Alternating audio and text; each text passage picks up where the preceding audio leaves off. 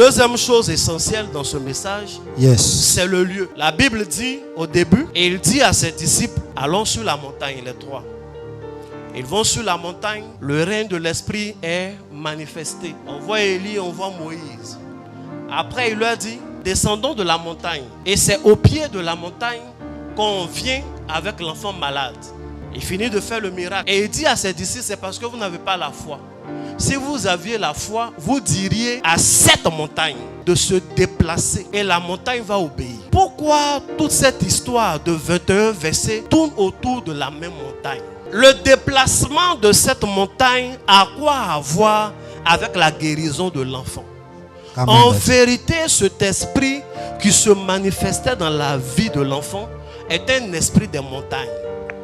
Amen. Cette montagne est un lieu de culte. Cette montagne est un lieu habité par des esprits. Cette montagne n'est pas un lieu simple. Lorsque vous êtes avec un mystique, un homme spirituel qui arrive sur un territoire et il regarde tout le territoire, il choisit 3 d'entre ses disciples et il dit allons sur cette montagne, ce n'est pas pour faire du tourisme.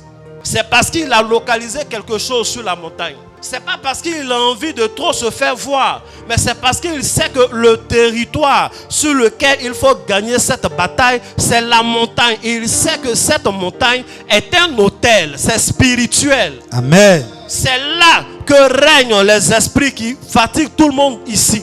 L'esprit que les disciples essayaient de chasser au pied de la montagne est un esprit qui régnait au sommet de la montagne. Amen. Et Jésus a dit, attendez ici. Et il prend 3 d'entre eux et il va au sommet de la montagne. Et au sommet de la montagne, il fait appel à des gens qui sont des habitués de montagne. La Bible nous dit, Moïse était au sommet de la montagne lorsqu'il a vu l'Éternel se manifester dans le buisson. Le même Moïse va se retrouver au sommet de la montagne, là où Dieu va lui donner la loi. Il a fait 40 jours sur la montagne. Élie était un homme de défi. Il allait au sommet de la montagne. Amen. Il a invoqué l'Éternel. L'Éternel a répondu par le feu. Yes. Donc non seulement il maîtrise ces arts-là, mais c'est des gens qui sont habitués aux combats qui se font au sommet des montagnes. Amen. Come on, Daddy.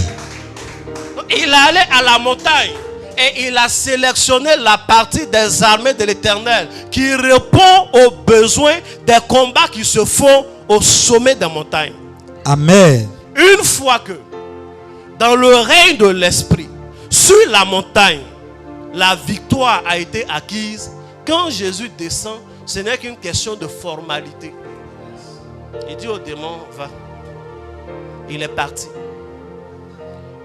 Il dit aux disciples, si vous aviez la foi, parce que l'homme de Dieu doit toujours enseigner la foi à ses disciples, vous direz à cette montagne, en parlant de la montagne, il montre maintenant l'origine, la source, le problème. Il dit, si vous avez la foi, le lieu d'où vient ce démon-là, la puissance de ce démon qui est dans cette montagne, vous pourrez parler à la montagne. Vous direz à la montagne, déplace-toi, et la montagne va se déplacer. Amen. Souvent, on a des problèmes qui perdurent dans nos vies parce que nous parlons trop à Dieu. Il n'est pas toujours qu'il faut parler à Dieu. Il y a un moment où il faut parler à la montagne. Il dit, si vous avez la foi, vous n'allez pas passer 20 jours à prier Dieu. Vous n'allez pas faire 21 jours de jeûne en train de parler à Dieu. Pour la situation du jeune homme là, ce n'est pas à Dieu qu'on parle.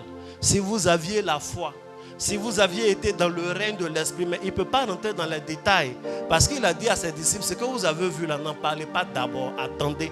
Donc il ne peut pas rentrer dans les détails, il est obligé de mettre tout sur la foi.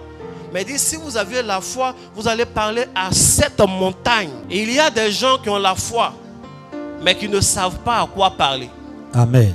Et il y a des gens qui ont la foi, mais qui ne savent pas que c'est à la terre de leur village qu'il faut parler. Et il y a des gens qui ont la foi, mais qui ne savent pas que c'est à la forêt sacrée là qu'il faut parler. Amen. Et il y a des gens qui ont la foi, qui pensent qu'il faut parler exclusivement à Dieu. Toutes les prières ne sont pas orientées vers Dieu. Par moment, il faut parler à la montagne. Amen. Que Dieu te bénisse. Amen.